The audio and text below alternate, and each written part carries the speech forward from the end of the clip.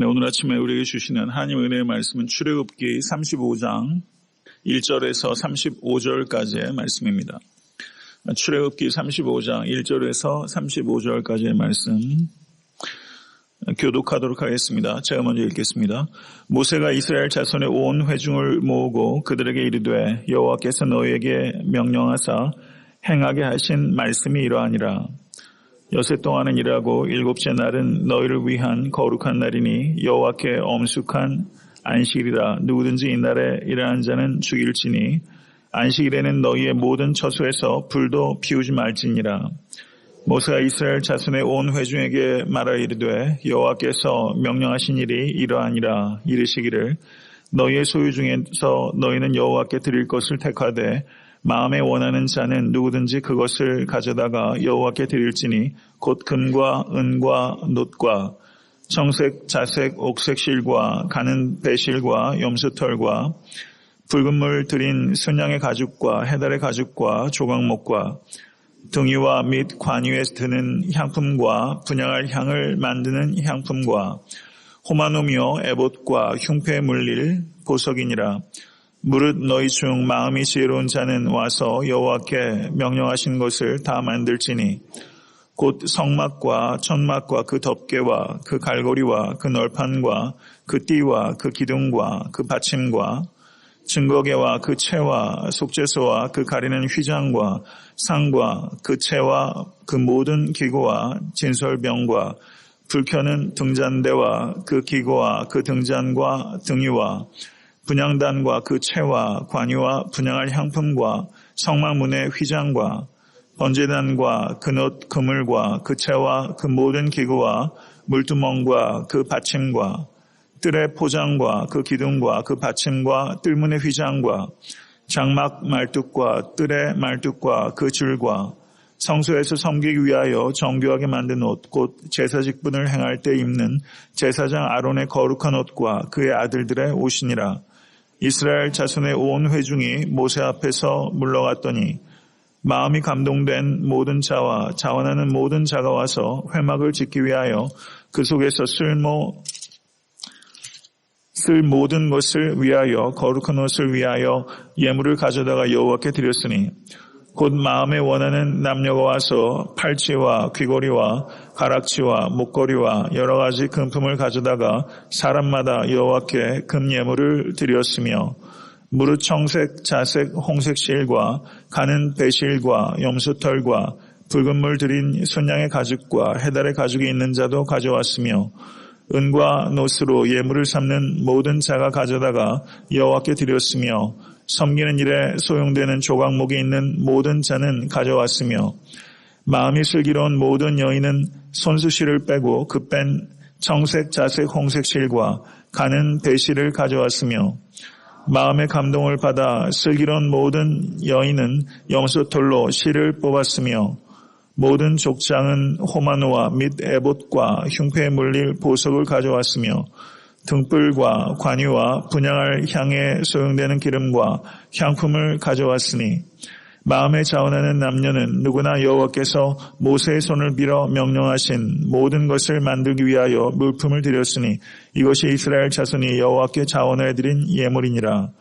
모세가 이스라엘 자손에게 이르되 볼지어다 여호와께서 유다 지파 훌의 손자여 우리의 아들인 부살레를 지명하여 부르시고 하나님의 영을 그에게 충만하게 하여 지혜와 총명과 지식으로 여러 가지 일을 하게 하시되 금과 은과 놋으로 제작하는 기술을 고안하게 하시며 보석을 깎아 물리며 나무를 새기는 여러 가지 정교한 일을 하게 하셨고 또 그와 단지파 아히사막의 아들 오홀리압을 감동시키사 가르치게 하시며 지혜로운 마음을 그들 다같이 그들에게 충만하게 하사 여러 가지 일을 하게 하시되 조각하는 일과 세공하는 일과 청색, 자색, 홍색 실과 가는 배실로 수놓는 일과 짜는 일과 그 외에 여러 가지 일을 하게 하시고 정교한 일을 고안하게 하셨느니라.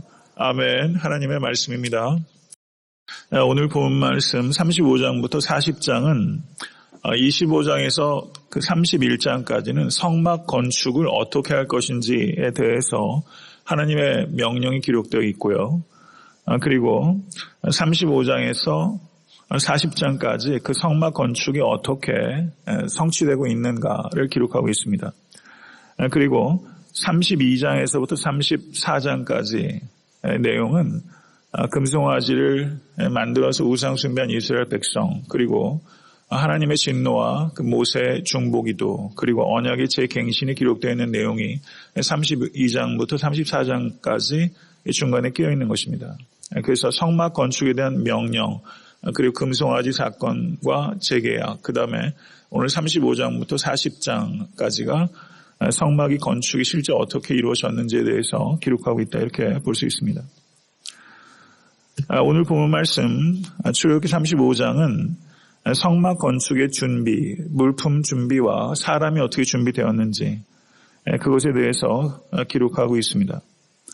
오늘 본문은 세 부분으로 나누어집니다. 35장 1절부터 3절은 안식일 규례가 다시 언급되고 있는 것을 볼 수 있습니다. 출애굽기 곳곳에 안식일에 대한 언급들이 잊을만 하면 나오고 잊을만 하면 나오고 있는 거예요. 그래서 이 안식일 규례의 이 내용 자체는 여기에 특별하게 무엇인가가 더해졌다기보다는 안식일 규례가 왜 이 지점에 다시 언급되고 있을까 하는 것에 대해서 생각하는 것이 중요한 요점이라고 말할 수 있습니다. 그리고 4절에서부터 29절까지는 성막 건축에 필요한 물품이 어떻게 충당되었는가를 기록하고 있고요.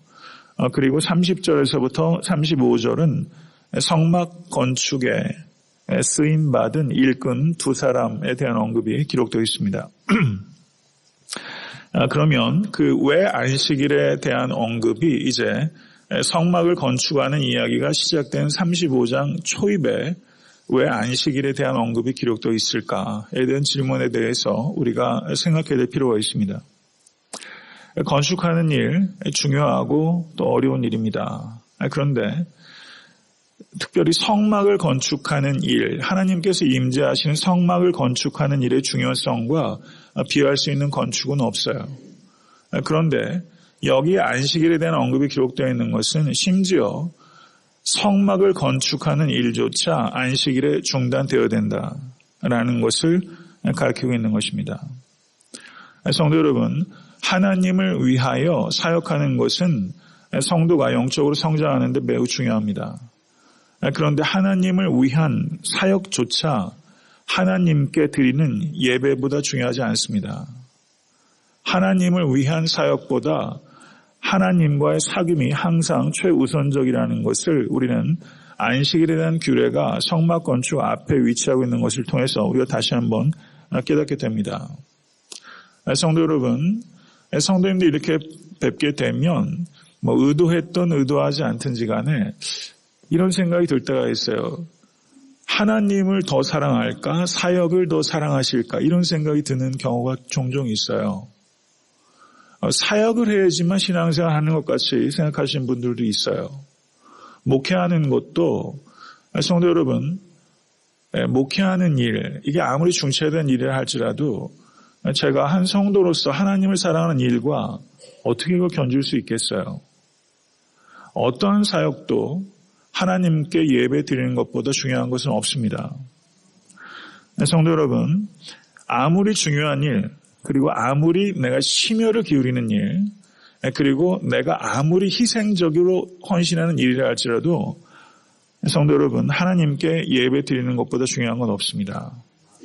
만약에 여러분들께서 지금 섬기시는 여러 가지 교회 일들이 그것이 드러나는 일이든 아니면 드러나지 않던 일이든 간에 그 일을 열심히 함으로 인해서 오히려 예배에 소홀할 수 있다면 성도 여러분, 사역하시는 것을 조정해야 합니다. 이것을 생각하시길 간절히 바랍니다. 하나님과의 사귐에 실패하게 되면 하나님께를 위해서 하는 사역은 결국에는 실패합니다. 이것을 우리가 알아야 됩니다. 하나님의 일을 하면서 너무 바빠져서 하나님과의 사귐이 소홀해지지 않도록 항상 유념하십시오. 좀 더 선명하게 말하면 하나님을 위한 일에 오염되지 않도록 경계하십시오. 하나님을 위한 일에 오염될 수가 있고요. 내 손으로 이루어오는 봉사 때문에 사람이 허물어질 수 있습니다. 내가 한 일로부터 자유로우실 수 있게 되기를 간절히 축원합니다. 그 다음에 그 4절부터 29절까지 성막 건축을 위해서 물품을 드린 이야기가 기록되어 있습니다. 5절을 보셔도 마음에 원하는 자는, 21절을 보셔도 마음이 감동된 모든 자와 자원하는 모든 자가 와서, 22절도 곧 마음에 원하는 남녀가 와서, 29절도 마음에 자원하는 남녀는, 그리고 29절 제일 마지막에 자원하여, 이렇게 말하고 있어요. 그러니까 모름지기 이 내용에서 강조하는 초점은, 제일 중요한 초점은 하나예요. 하나님께 드리는 예물에는 뭐가 담겨야 된다? 마음이 담겨야 된다. 마음이 담겨야 된다. 성도 여러분, 마음이 담겨야, 사람과 사람 사이에 드리는 선물도 그래요. 거기에 마음이 담겨야 드리는 사람도 감동하고요. 받는 사람도 감동해요. 물질의 다과, 사실은 거기에도 마음이 담기는 것이지만요. 정말 마음이 담겨야 드리는 사람도 감동하고 받는 사람도 감동해요. 성도 여러분, 우리는 모두 다 은혜로 구원받은 사람입니다. 맞습니까? 그리고 우리는 모두 은혜로 살아가는 사람이에요. 은혜 없이는 하루라도 제대로 살 수 있을까? 은혜 없이는 다시 설 수 있을까? 성도 여러분, 나의 소유와 나의 존재 전부가 은혜입니다. 은혜로 우리가 구원받았고 은혜로 거룩해져 가고 있습니다. 은혜라는 말의 뜻은 카리스죠. 이것은 선물로 받았다는 뜻입니다. 그런데 하나님께 받는 것만 은혜로 받는 것이 아니라 우리가 하나님께 무엇인가를 드린다는 것도 은혜입니다. 하나님께 무엇인가를 드릴 수 있는 마음을 우리가 갖게 됐다는 것도 하나님의 은혜예요. 하나님으로부터 받는 것도 은혜요. 하나님께 드리는 것도 은혜예요. 오늘 본문 말씀은 필연적으로 헌금 생활과 연결되지 않을 수 없습니다. 헌금은 헌신과 분리되지 않습니다. 다른 부분들은 헌신했는데 물질에는 헌신하지 않는다. 이렇게 분리될 수 없어요. 헌금 생활은 신앙 고백과 매우 일치한다고 볼 수 있습니다.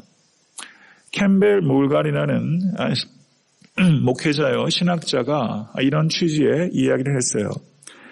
헌금은 물질입니다. 그런데 이 물질을 드리는 배후에 있는 헌신은 영적인 것입니다.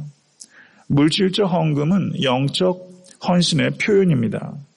헌신 없이 헌금은 가능하지 않으며 헌금으로 표현되지 않는 헌신은 거짓일 수 있습니다. 이렇게 말을 했어요.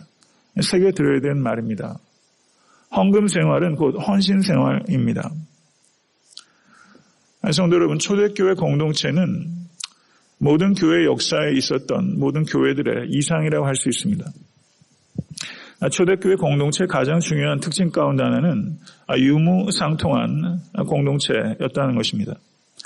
자신의 것을 아낌없이 사도들의 발 앞에 내려놓았습니다. 그리고 그 물질을 필요에 따라서 공동체의 권속들과 아낌없이 서로 공유하는 그런 믿음의 공동체였습니다.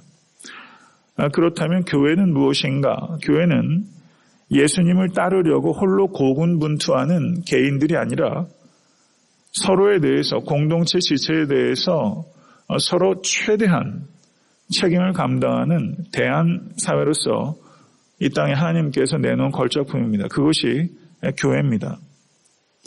저는 설교 원고를 쓰면서 그런 생각을 했습니다. 예수님께서 이제 십자가에 달리시기 직전에 예루살렘에 입성하셨을 때 성전을 청결케 하시고 예루살렘 그 성전을 뭐라고 말씀하셨냐면 도적의 굴혈이라고 말씀하셨어요. 도적의 굴혈, 도둑소굴이라는 것입니다. 예루살렘 성전이. 저는 현대 기독교회가 도적의 굴혈에 가까울까? 아니면 초대교회 공동체에 가까울까? 이런 생각이 들더라고요. 불편한 생각이에요. 현대 기독교회가 객관적으로 우리가 봤을 때 이게 도적의 굴혈에 가까울까? 아니면 초대교회 공동체와 가까울까? 어느 쪽에 가까울까? 교회마다 차이가 있죠. 교회마다 지향하는 바가 있어요. 그럼 어느 쪽에 더 가까울까? 쉽게 대답하기 어렵겠다. 그런 생각이 들더라고요. 도적의 굴혈에 가까운가? 아니면 초대교회 공동체, 유무상통의 공동체와 가까운가? 성도 여러분, 요즘 지적 재산권도 있고요. 개인의 소유, 그리고 개인의 권리에 대해서 굉장히 민감하고요. 그리고 노후가 은퇴한 다음에서도 이제 백수 시대를 보기 때문에 노후의 경제적인 문제 굉장히 심각한 이슈입니다. 이건 사회적인 문제, 개인의 문제를 뛰어넘어서 사회적인 문제인데요. 초대교회가 정말 관심을 가졌던 것은 개인의 재정적 안전이 아닙니다. 개인의 법적 소유권이 아닙니다. 초대교회가 정말 관심을 가졌던 문제는 다른 공동체, 지체의 필요입니다. 이것이 초대교회 공동체의 핵심적인 일입니다. 성도가 된다는 것은, 그리스도인이 된다는 것은 우리가 여러 가지로 정의할 수 있지만 그리스도인이 된다는 것은 그리스도의 몸이 된다는 것입니다. 몸은 유기적인 것입니다. 여기에 가시 하나 작은 것 박혀도 몸이 다 아픕니다. 쩌릿쩌릿 아픈 것입니다. 그게 몸입니다.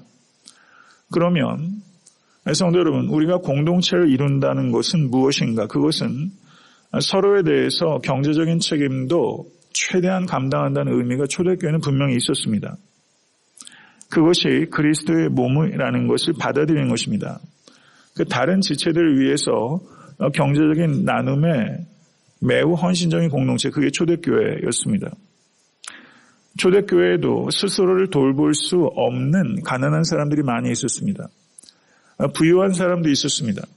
그러나 가난한 사람들이 훨씬 더 많이 비중을 차지하고 있었습니다. 그리고 예수를 믿기 때문에 가난해진 사람들이 많이 있었습니다. 특별히 예루살렘 교회 같은 경우에는 예수를 믿음으로 말미암아 가족에서부터 축출됐기 때문에 그 당시에 이 가족이라는 것이 가업을 중심으로 이루어진 공동체이기 때문에 가정에서부터 축출된다는 것은 자기가 할 수 있는 일로부터 축출됐다는 것을 의미하는 것이고, 예수를 믿었기 때문에 가난해진 사람들이 교회에 넘쳐났습니다. 그래서 예루살렘 교회를 지원하기 위해서 이방 교회들이 헌금해서 물질을 드리지 않습니까? 성도 여러분, 초대교회가 그와 같이 물질적으로 여유가 없는 공동체임에도 불구하고 서로 유무상통함으로 인해서 생계를 스스로 지킬 수 없는 사람들에 대해서 최소한의 자원을 확보할 수 있도록 교회가 그 일을 감당했던 공동체입니다. 일할 수 없는 사람이 있었습니다. 일해도 최소한의 생존이 불가능한 사람도 있었습니다. 그 사람들을 위해서 다른 사람들이 더 열심히 일했던 공동체, 그게 초대교회 공동체입니다. 성도 여러분, 현대 기독교회는 분명히 초대교회와 현저하게 거리가 멉니다. 우리가 많은 것들을 이제 생각하게 되는 것이죠.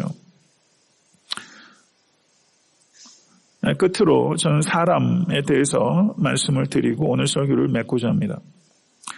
여호와 하나님께서 하나님의 일을 하실 때는 부살렐과 오홀리압, 이 두 사람을 예비하셨어요. 그리고 그 외에 이름이 언급되지 않은 많은 사람들을 하나님께서 예비하셨습니다. 하나님의 일은 하나님께서 예비하신 사람이 반드시 있다는 것을 우리가 기억하실 간절히 축원합니다. 성도 여러분, 그래서 격려 받으시기를 바라요. 하나님께서 예비하세요. 하나님의 일은 하나님께서 하세요. 사역은 내가 하나님을 위해서 하는 것이 아니라 하나님께서 하나님을 위하여 우리를 통해서 하시는 하나님의 일입니다. 그래야 우리가 격려받고 낙심될 때 새 힘을 얻어요. 목회하는 것도 마찬가지고요.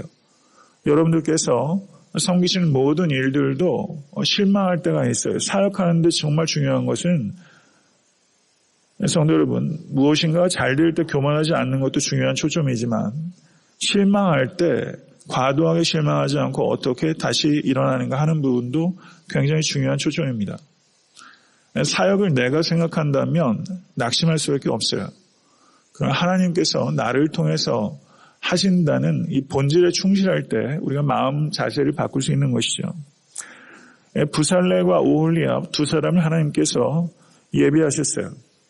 저는 애타한테 섬기는 교회, 저는 우리 교회라서가 아니라 지역 교회가 건강하게 서야 됩니다. 이 지역사회에 정말 부흥의 불이 임하기 위해서는 어떤 개교의 부흥에만 집중하는 것은 매우 편협합니다. 이 지역교회에 있는 많은 교회들이 건강하게 말씀과 그리고 성령에 세워질 수 있기 위해서 우린 기도해야 합니다.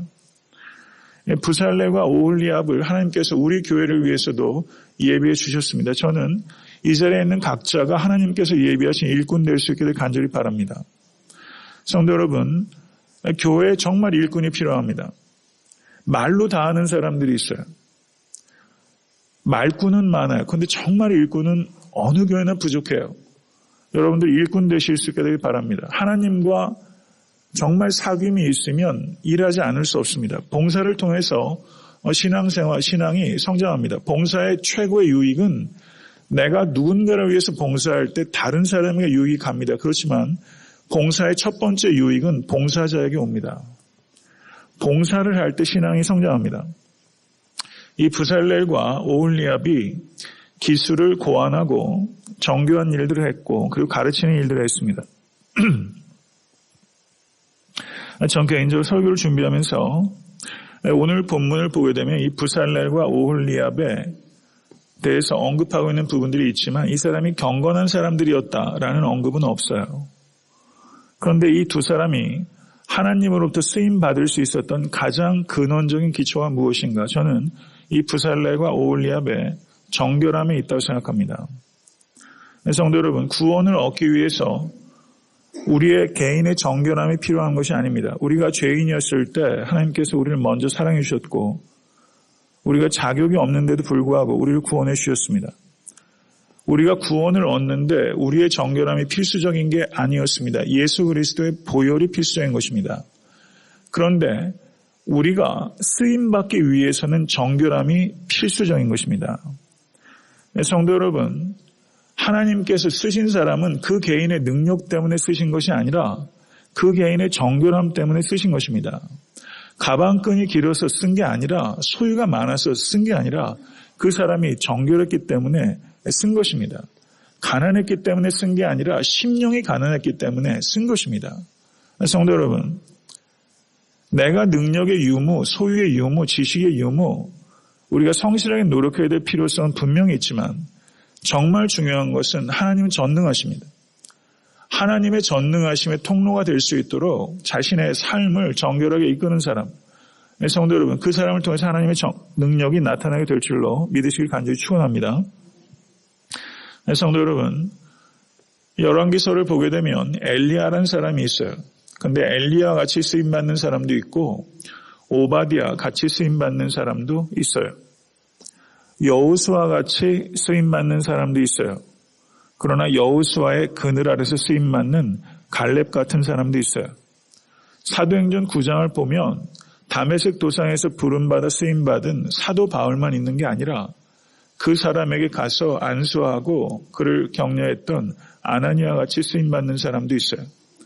성도 여러분, 다 쓰임이 있어요. 우리에게 중요한 것은 크게 쓰이는 게 중요한 게 아니라 하나님께서 원하시는 대로 쓰이는 게 중요한 거예요. 세상에서는 1등만 살아남아요. 교회 내에서도 그런 잘못된 세상 원리 들어오지 않도록 우리가 경계심을 가져야 됩니다. 중요한 것은 하나님께서 나를 사용하기 원하신다는 것과 성도 여러분, 나도 쓰임받을 수 있다는 것에 대한 믿음이에요. 그 자신을 정결하게 가꾸실 수 있게 간절히 축원합니다. 말씀을 맺겠습니다. 우리의 삶의 가치가 어디 있는가? 성도 여러분, 가치를 추구하고 계십니까? 의미를 추구하고 계십니까? 이민 생활이 너무 바쁘다 보니까 삶의 의미, 대학교 다닐 때 철학개론 시간에나 삶의 의미니 뭐니 생각해봤지. 분주한 생활하면서 삶의 의미가 무엇일까? 외람되지만요, 성도님들 이렇게 제가 스쳐 지나가면서 인사하고 이럴 때 삶이 고단한 성도들 제가 이렇게 알잖아요.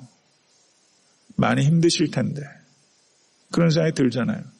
그러면 어떨 땐 제가 힘들다가도 제 힘든 게 쏙 들어가요. 내가 또 정신없는 생각하고 있구나. 이런 생각이 든다. 성도 여러분의 힘든 삶의 고단함을 알아요. 그러면 제가 어떤 생각을 드냐면 저 집사님은 삶의 의미 가지고 고민조차 못하시겠구나. 너무 힘드셔서. 이런 생각을 하면서 의미니 가치냐는 생각들 가지고 싫으면 제가 부끄럽게 여겨질 때가 있어요. 그런 일들 가지고 씨름해보지 못하는 삶의 상황 속에서 하루하루 생존의 문제를 씨름하시는 권속들이 분명히 있다고요. 저는 그게 의미 있다고 생각합니다. 저를 겸손케 해요. 성도 여러분, 우리의 삶이 정말 가치가 어디 있는가? 그것은 하나님께 쓰임받을 때 가치가 있습니다. 하나님께 쓰임받을 때 행복한 거예요. 성도 여러분, 이 자리에는 이미 세상 여러 가지 일로부터 은퇴하신 어른들도 계시지만 우리의 쓰임은 하나님께 돌아갈 때까지 있어요. 성도 여러분, 이 자리에 청년도 있지만 하나님께 쓰임받는 인생 될 수 있도록 성도 여러분 항상 자신을 정결케 하시고 겸손하고 담대하실 수 있게 되기를 간절히 축원합니다. 하나님과 사귐을 강조하는 안식일에 대한 얘기가 있었고요. 하나님과 사귀면 사람은요, 사귀는 사람을 닮아요.